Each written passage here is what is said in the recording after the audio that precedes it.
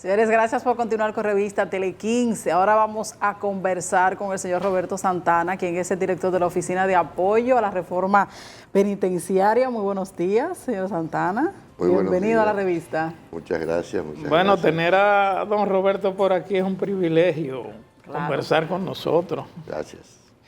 Don Roberto, usted tiene una grave responsabilidad. Primero vamos a hacerle una pregunta. ¿Cuántos presos hay a nivel del sistema nuevo penitenciario y cuánto hay en el sistema común actualmente? Aproximado. 10.000 y un poco en el sistema reformado y 14.000 en el tradicional. ¿Y de esos cuánto tenemos preventivos? 54, 55%. 54, 55%. Más de la mitad. Sí, más de la mitad. Ok. Usted... Sí, de 24.700, que es lo que hay en este momento, la mitad serían 12.000 y tantos, es decir que 13.000 y tantos son preventivos. Usted anunció la semana antepasada un proyecto destinado a cuando se termine la cárcel La Parra, allí poner a los presos a producir alimentos. ¿Hay suficiente tierra y suficiente apoyo y tecnología para que esos detenidos puedan hacer ese trabajo hoy? Sí, hay unos 5 millones de metros cuadrados, una parte de ellos son de lagos.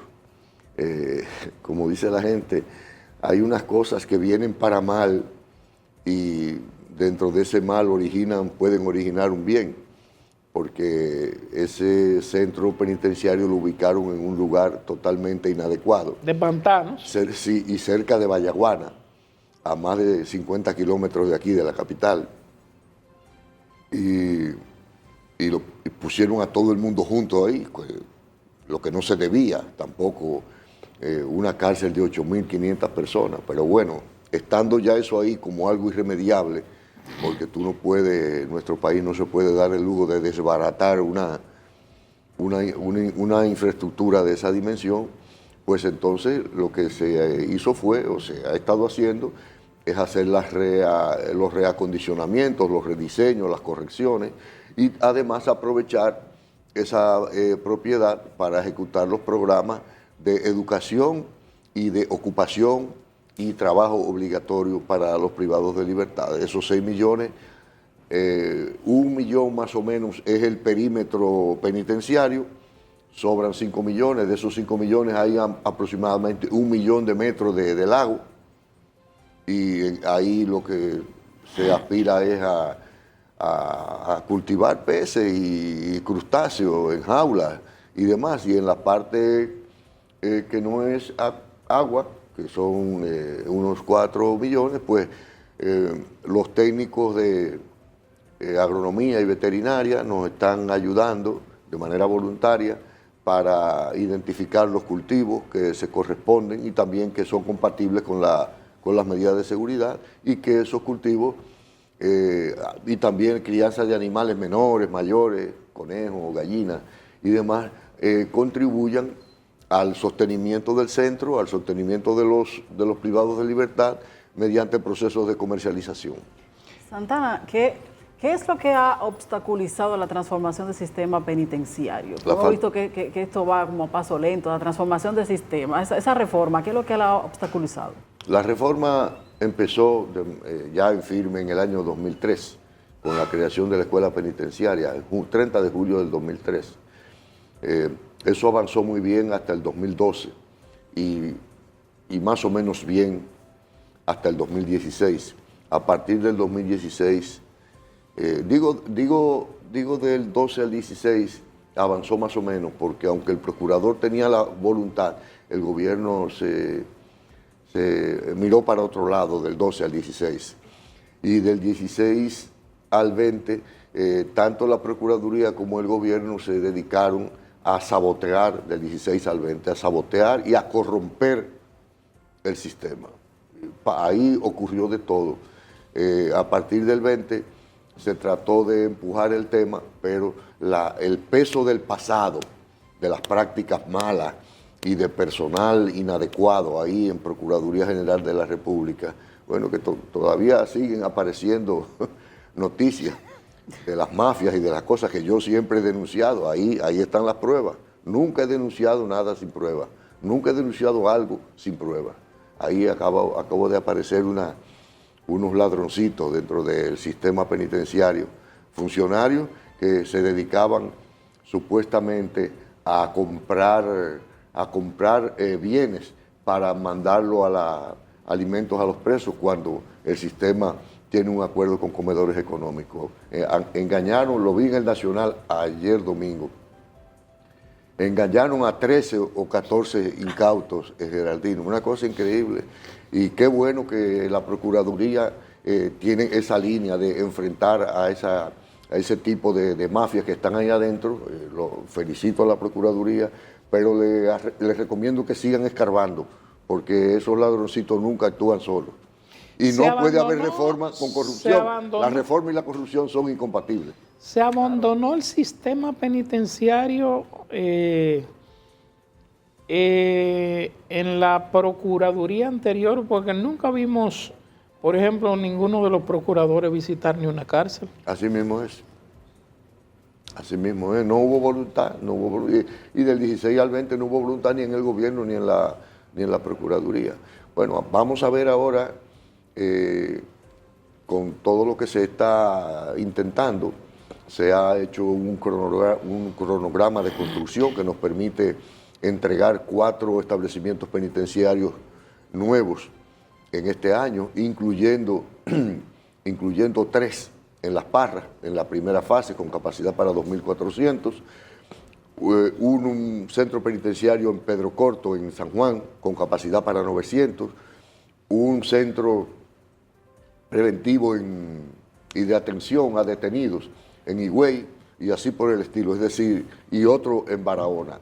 Y el año que viene vamos a inaugurar 6 centros más. Ahora, en este año lo que se va a inaugurar va a tener una capacidad para 4.000 privados de libertad, lo que quiere decir que a ese ritmo nosotros de aquí al 28 tenemos la esperanza de que eso concluya. Desde el gobierno, que es desde donde yo trabajo, yo no soy parte ni de Procuraduría ni del sistema penitenciario, pero desde el gobierno existe la voluntad de apoyar. Naturalmente, para apoyar, el que recibe el apoyo tiene que dejarse apoyar. Claro. Y eso es lo que nosotros estamos viendo ahora, que hay esa voluntad. En sus evaluaciones que usted ha hecho de las cárceles y del sistema penitenciario en República Dominicana, ¿todavía tenemos mucha corrupción dentro de las cárceles y el sistema penitenciario? Sí. El sistema tradicional es un sistema corrupto. Las denominadas cárceles tradicionales. Y en el sistema reformado, producto del abandono que hemos dicho, pues ha recibido determinado nivel de deterioro, aunque son mundos distintos. Porque en el sistema reformado... O sea, ahí están envueltos entonces militares y funcionarios públicos. En el sistema tradicional. Porque en el sistema reformado no hay militares ni policías.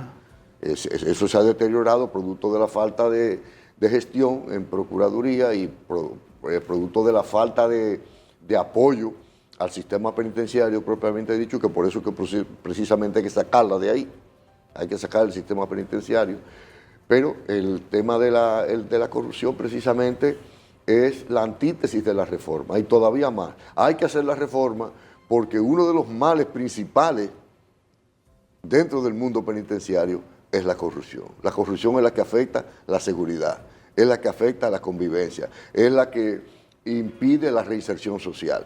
Y el tema es que la corrupción, tengo que decirlo esto con cuidado, la corrupción no es originalmente de los presos, oigan bien, no es originalmente de los privados de libertad. La corrupción es del personal, porque el que está privado de libertad solo recibe alcohol o solo recibe un arma si el miembro del personal lo permite. Correctamente. Así usted oye hablando también de bloqueadores y demás. Entonces, el tema es la corrupción. Si hay corrupción, olvídese del resto. Si no hay corrupción, todo anda bien. Que por cierto, Roberto, ya se cumple un año desde el incendio de La Victoria, que murieron varios presos ahí. Todavía no se ha dado detalles de la investigación que se ha hecho. Bueno, me enteré de manera oficiosa hace como una semana de que supuestamente la Fiscalía de esa zona emitió como un informe. Un informe. Bueno, ¿qué yo le digo a ustedes? ¿Qué yo te digo, Geraldino? Un asunto que ocurrió hace un año y donde todos los actores están ahí y donde los policías están ahí y los privados de libertad que son testigos, los que quedaron vivos, que la mayoría están ahí, donde la infraestructura quedó ahí. Hace un año había ¿cómo se llamaba eso? Un gabinete penitenciario, ustedes no oyeron hablar. Un gabinete que estaba haciendo una investigación. ¿Le ha llegado el resultado de esa investigación? No sabemos nada. Los Ni lo han familiares dado a quejándose. Pero felizmente parece que ahora con las nuevas autoridades han atacado y parece que está apareciendo un primer resultado. Pero, óyeme, el sistema penitenciario hay que sacarlo de la Procuraduría. Creo que hay un consenso en eso. La misma Procuradora actual ha dicho que está de acuerdo también con sacarlo. ¿Y cómo vamos a resolver el problema, Roberto? Porque yo digo que hay una confabulación entre fiscales y jueces.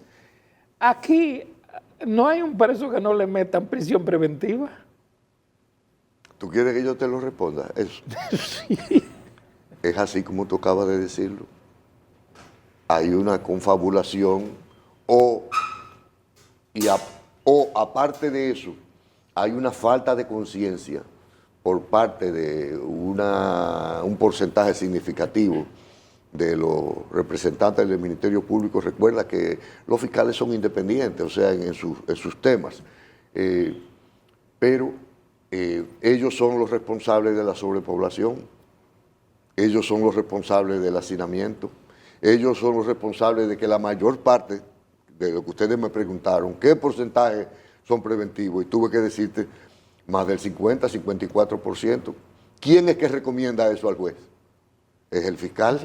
Entonces, eso es la palabra confabulación que tú acabas de usar.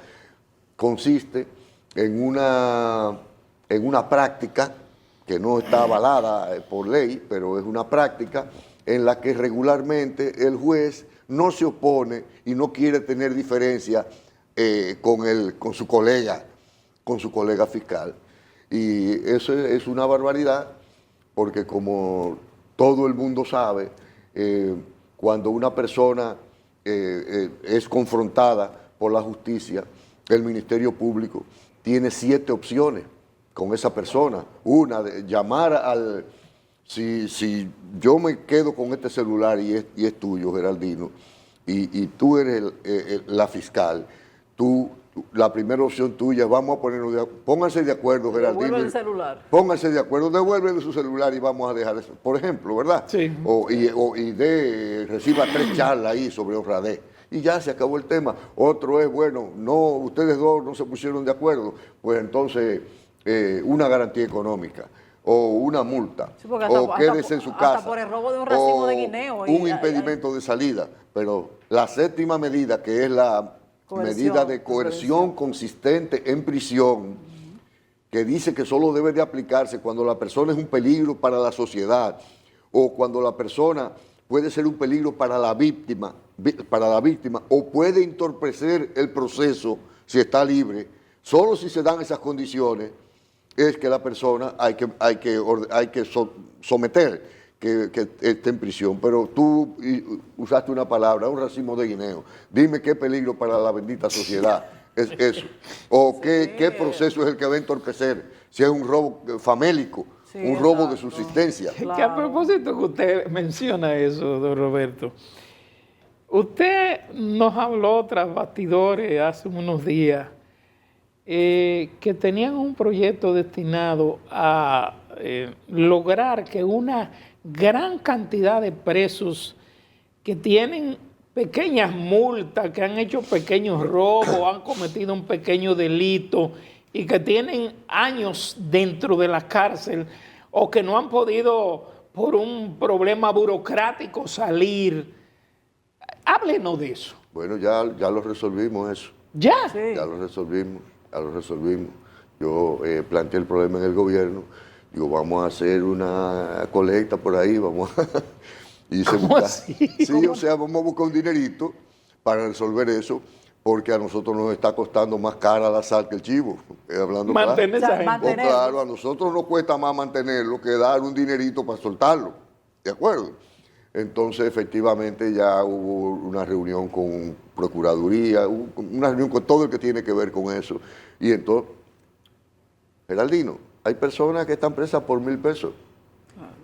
1.000 pesos, hasta 1.000 por pesos, menos. pero tienen 3 meses ahí y se han comido, más la seguridad, la gasolina y todo, se han comido, qué sé yo, 80.000 pesos. O sea, por favor, pero felizmente lo resolvimos, hay que darle el crédito ahí a Rodolfo Valentín de la Oficina Nacional de la Defensa Pública, que ha hecho un trabajo, ha sido el que ha llevado la voz cantante y nosotros desde el gobierno Eso va a aplicar para pues los que están lo enfermos. estamos apoyando, de manera que eso técnicamente con las instituciones que tienen que ver, incluyendo Banco Agrícola, que ellos se está resolviendo. ¿Y como cuántos presos hay en esa condición?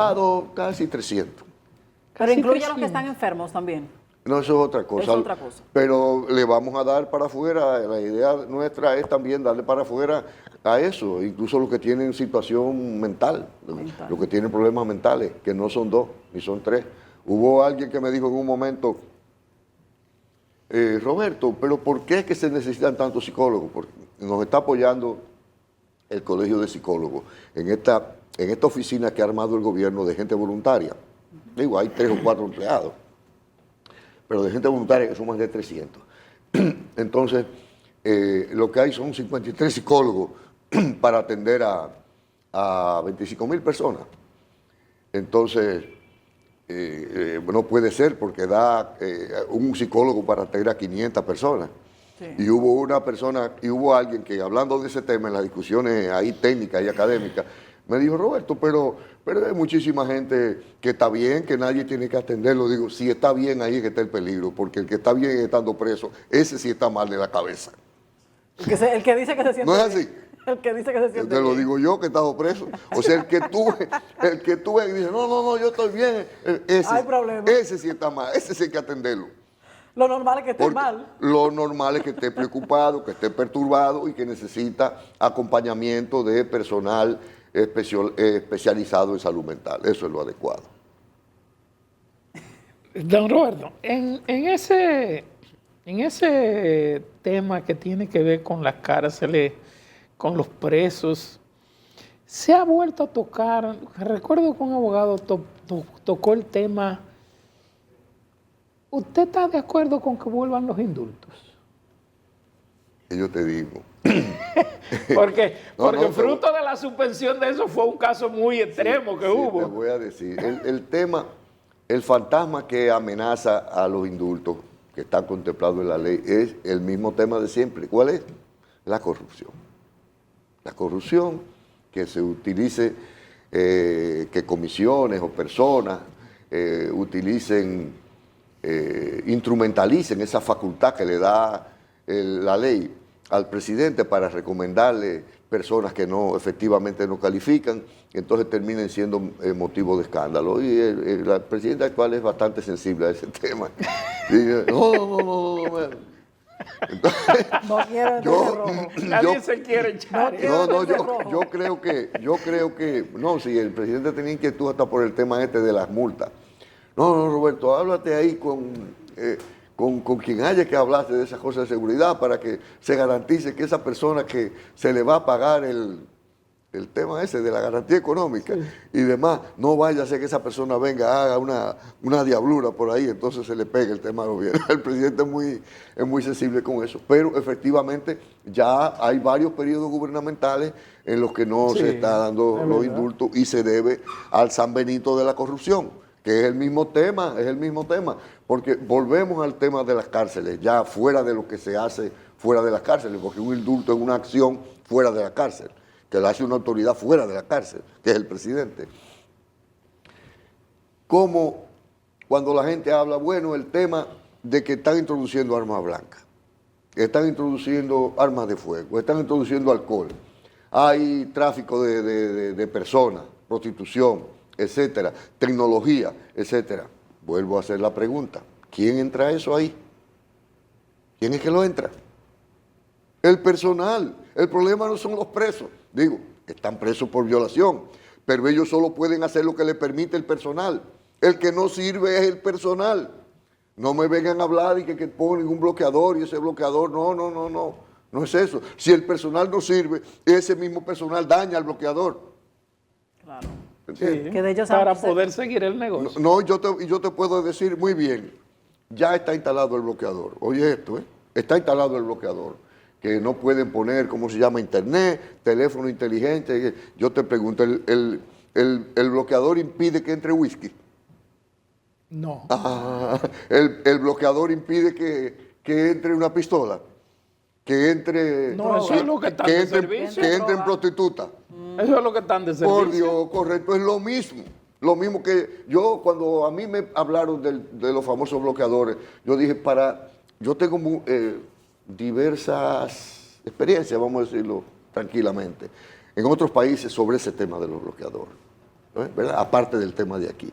Y yo digo, no vaya a ser que yo esté desfasado, déjame hacer una llamada. Y llamé a Domínguez Brito, que fue procurador de jueces. Digo, ven acá, Domínguez Brito, ¿cómo a ti te fue con el tema de los bloqueadores? Me dijo, mal. Digo, ¿por qué te fue mal? Dice, porque los puse en el 15 de Asua. Y digo, ¿y qué pasó? Dice, bueno, yo me asesoré con un joven llamado Idekel Morrison, muy bueno. Me hizo el servicio gratuitamente. Y yo adquirí los equipos en unas compañías donde salieron por barato, 800,000 pesos, y se pusieron esos bloqueadores en las paredes interiores del 15 de Asua, es decir, no en la celda ni en los edificios, sino en la pared, en el muro perimetral, no por fuera, sino por dentro del muro. Digo, ¿y qué pasó? Dice, no, como a los 15 o 20 días los mismos policías lo quitaron. Los mismos policías lo quitaron. Entonces, no, este dice, no, pero Roberto, pero tú estás hablando de los agentes de la policía, del gobierno. No, yo hablo con quien sea. O sea, lo que no funciona, no funciona. Entonces, no, ni tiene que haber policía, ni tiene que haber soldados metidos ahí en temas de cárceles. Tiene que estar ahí personal especializado, honesto, comprometido, dispuesto a aplicar la ley y que sea un personal incorruptible. Eso es así. No, nadie me saca de ahí.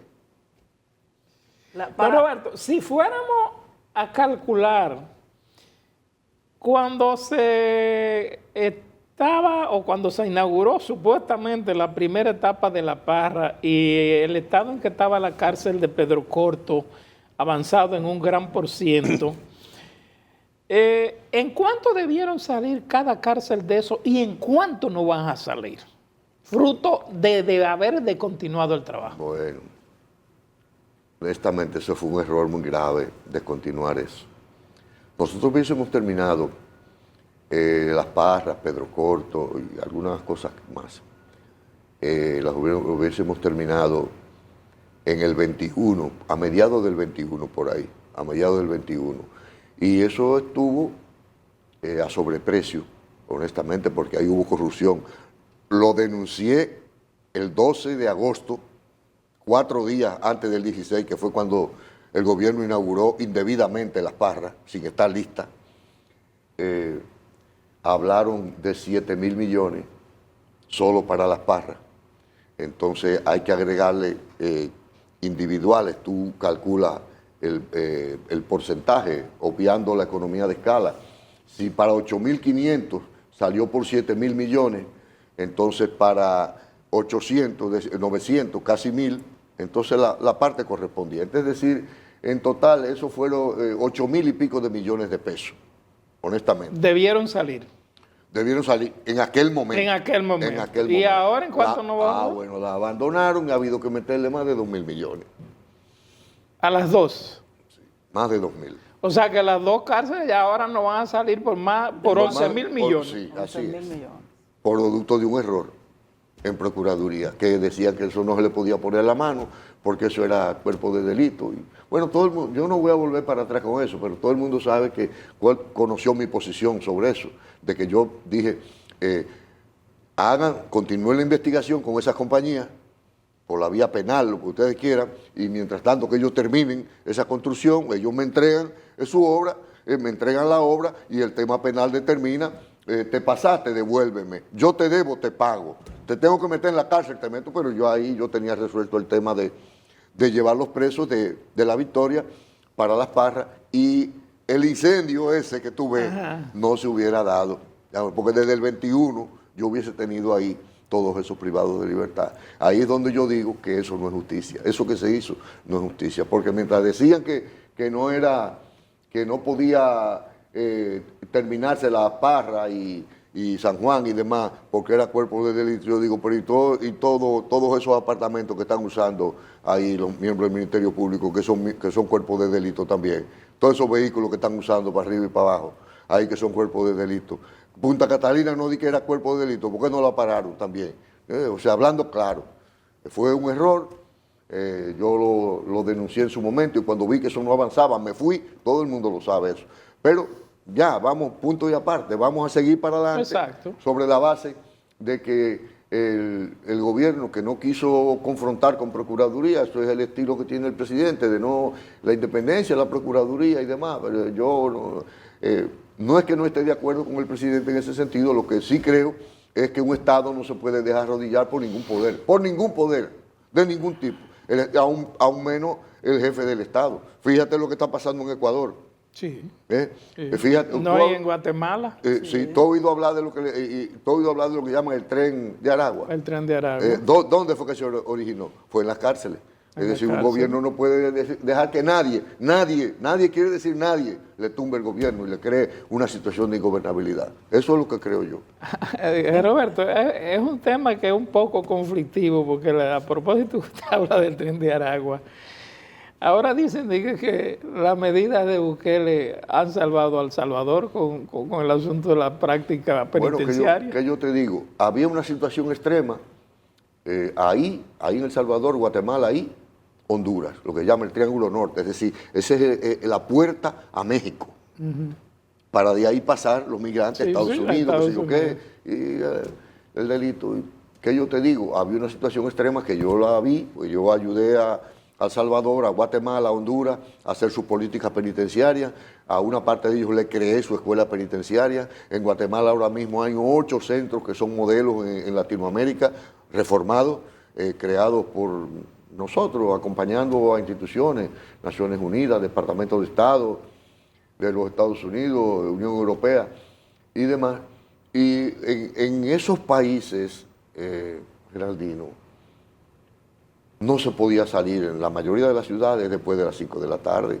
Oye bien, había barrios enteros que no eran barrios, el gobierno no podía entrar, que eran barrios de mareros, y el marero es el abuelo, el nieto, la mujer, el tío, todo el mundo, y la escuela, y los maestros, y todo. O sea, no puede ser. Era un estado dentro de otro estado.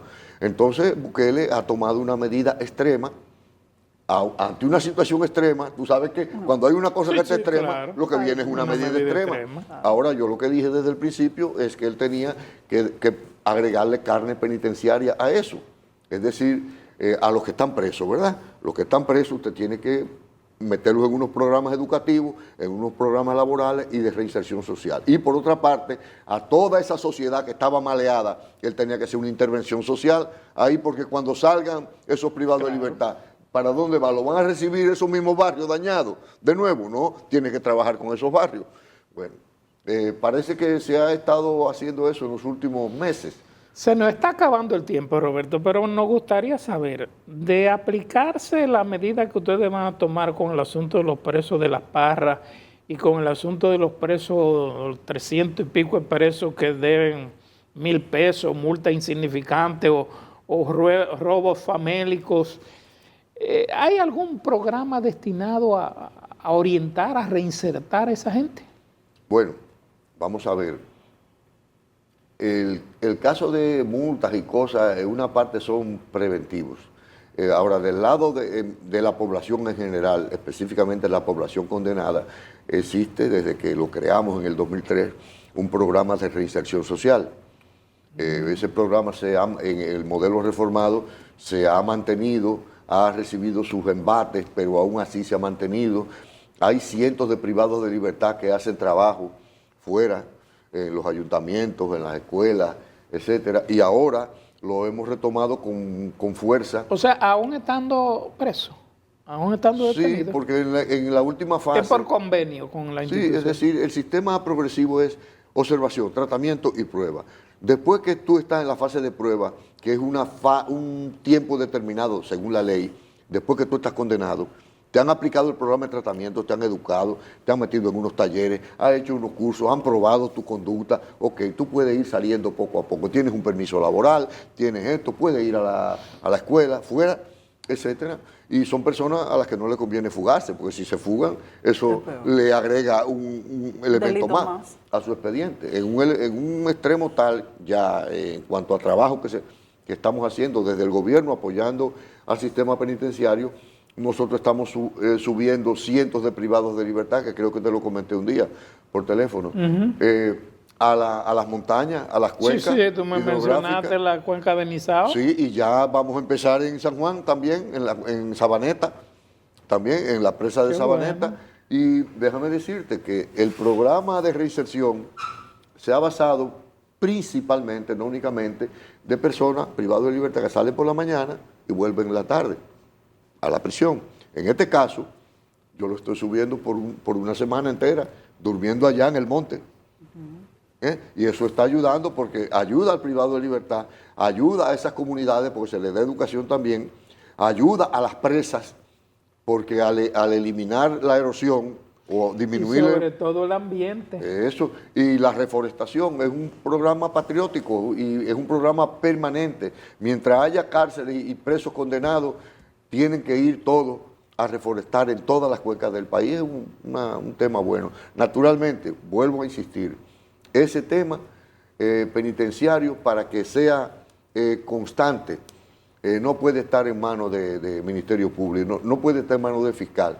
Un fiscal no puede andar persiguiendo a una gente durante 2 años y después que la agarra y la condenan a 10 años, entonces ese mismo Ministerio Público va y dice, mira, yo que te caí preso que te caí atrás durante 2 años, soy el que te voy a rehabilitar. Es un problema. Y eso hay que sacarlo. Estamos todos de acuerdo en eso, pero hay que hacerlo lo antes posible. ¿Qué ha quedado de la formación del personal de seguridad? Usted una vez hablaba también de la eliminación de los incentivos a ese personal policial. Bueno, son 2 cosas. Uno es el personal de seguridad, el personal de tratamiento y seguridad penitenciaria, que los denominados BTP. Ese es un personal que se forma en la escuela, que creamos en el año 2003, que ahora es un instituto superior, ¿verdad? Todos los problemas que ha habido con la falta de atención hicieron que el proceso de formación, que era de 1 año, lo dejé de 1 año, lo bajaron a 6 meses. Un crimen académico, para decirlo de una manera. Y bueno, ese personal es el que ya se formó, hay que evaluarlo ahora, hay que mejorarlo, hay que seguir reclutando gente bien reclutada, por ejemplo, para este tema de las Parras y de San Juan, nosotros necesitamos, y Barahona necesitamos 800, pero que yo te digo, hace 4 meses, por ejemplo, ¿tú sabes cuánto fue que autorizaron? Hace 3 meses. 270, digo, ¿y qué yo voy a hacer con 270? De 800. De 800 que de 800 que necesitamos. Felizmente, la nueva procuradora y el gobierno hubo un acuerdo y ya, ahora los 800, es así. Y ahora el tema de la policía y el tema del ejército, que yo te digo, es una herencia de la historia. No es que antes todas las cárceles estaban a cargo de personal especializado, no. Desde la independencia de la República, soldados y policías son los que han estado a cargo. De los presos. Primero soldados y después que se creó la policía también de los presos. No es de que todo estaba bien, pero entonces llegó Leonel o Danilo o Abinader y dañaron la cosa. No. Eso ha estado mal. Entonces la reforma ha consistido en sacar los presos de los recintos militares, de los recintos policiales, y en eso consistió la reforma de la que él me pregunta, de que cuántos hay. Te dije, bueno, hay 10.000 ya, y tenemos alrededor de 26 centros que están en el modelo reformado, porque ni soldados ni policía son formados para atender privados de libertad. Roberto Santana, ha sido un placer conversar con usted, de verdad que para sí. mí, Qué bueno, ojalá que todos esos proyectos que usted tiene en plan, en carpeta, se puedan ejecutar. Bueno, vamos a pedírselo a Dios, que nos siga ayudando a eso, y al gobierno que mantenga su compromiso. Yo insisto en eso. Roberto, pero tú eres asesor. Sí, soy asesor.